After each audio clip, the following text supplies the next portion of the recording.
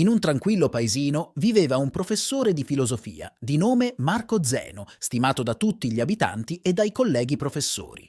Conduceva una vita serena e dedicata all'insegnamento, finché un giorno il suo mondo tranquillo venne sconvolto da un'accusa che avrebbe messo alla prova la sua integrità e la sua capacità di amare. Una giovane studentessa del suo corso, tale Francesca Velaria, accusò il professor Marco Zeno di essere il padre del bambino che portava in grembo. Le voci si diffusero rapidamente e la reputazione del professor Marco fu compromessa. La sala professori, un tempo luogo di condivisione e scambio di idee, divenne teatro di sguardi carichi di giudizio. La prima reazione di Marco fu un misto di incredulità e sconcerto. La notizia lo colse impreparato, come un fulmine a ciel sereno. La vergogna e l'umiliazione lo pervasero e il suo stato d'animo oscillava tra la rabbia e la tristezza. Il professore era consapevole che la sua vita stava prendendo una piega inaspettata, un percorso sconosciuto che avrebbe messo alla prova la sua forza interiore. Tuttavia non si arrese alla disperazione. Decise di affrontare la situazione con dignità, aggrappandosi alla speranza che la verità, prima o poi, emergesse. Mentre il mondo intorno a lui crollava, il professor Marco trovò conforto nell'amicizia di Giovanni Fedeli, l'unico che rimase al suo fianco. Giovanni e Marco erano amici dai tempi del liceo. Le serate trascorse insieme, sorseggiando un bicchiere di vino, diventarono un rifugio in cui Marco poteva esprimere la sua frustrazione e il suo dolore. Giovanni, con il suo sostegno incondizionato, divenne la roccia su cui Marco poteva aggrapparsi e confidare il dolore della falsa accusa. Trascorsero i giorni della gravidanza di Francesca e quando stava per avvicinarsi il momento del parto, nel professor Marco qualcosa cambiò. Anche grazie al valido sostegno dell'amico Giovanni, il professore cominciò progressivamente ad accettare la situazione. Quando il bambino nacque, lo accolse nella sua casa, come se fosse davvero suo figlio, insieme alla madre Francesca. Vivevano tutti e tre insieme, una strana famiglia, composta da un professore ingiustamente accusato, un neonato innocente e una giovane madre. La comunità del paesello continuava a guardare Marco con sospetto, ma lui non si lasciò scoraggiare. Instillò nel cuore del bambino l'amore per la conoscenza, insegnandogli le meraviglie del mondo. Ogni giorno Marco si affezionava sempre di più al piccolo, nonostante le difficoltà del vivere in quella situazione. Con il passare del tempo, il segreto nascosto dalla menzogna iniziò a incrinarsi, minacciando di crollare sotto il peso delle proprie contraddizioni.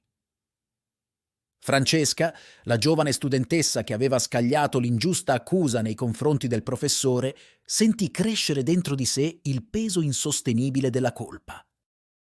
Le parole uscirono a stento dalle sue labbra e ogni sillaba portava con sé il peso di una confessione lungamente trattenuta. Marco, ti ho mentito. Il bambino non è tuo. È di un ragazzo con cui ho avuto una breve relazione, che poi è finita male. Non so davvero cosa dire.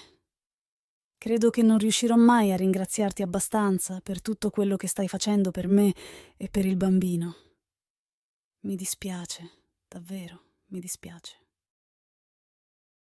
La confessione di Francesca fu come una liberazione per entrambi.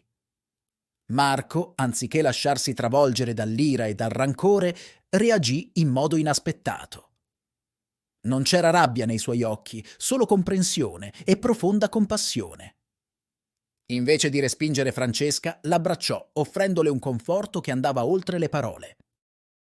La notizia si diffuse velocemente nel paesino, dove le voci giravano sempre troppo in fretta.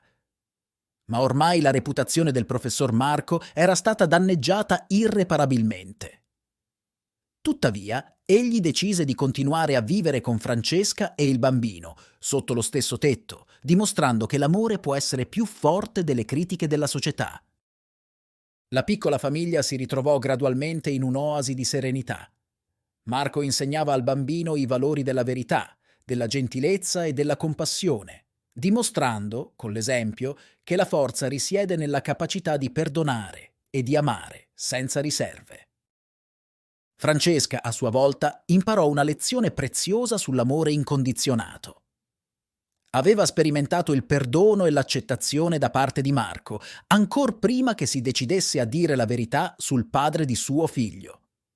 La consapevolezza del valore di un amore che non si basa sulle apparenze, ma sulla comprensione profonda dell'essenza umana, si radicò nel suo cuore. Giovanni Fedeli, l'amico fidato, restò saldo al loro fianco, una presenza costante di sostegno e comprensione, in mezzo alle tempeste della vita. Le serate trascorse a sorseggiare un bicchiere di vino tutti insieme diventarono ancora più preziose, un rituale che celebrava l'amicizia che resisteva alle prove del tempo.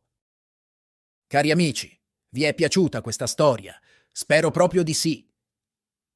Come reagireste voi, immaginandovi al posto di Marco, di fronte a un'ingiusta accusa che compromette la vostra reputazione? Vi è mai capitato di vivere esperienze simili? Scrivetelo nei commenti. La vita è un racconto complesso e ogni storia può insegnarci qualcosa di prezioso.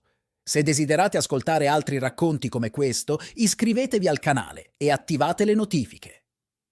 Grazie per esserci. Alla prossima!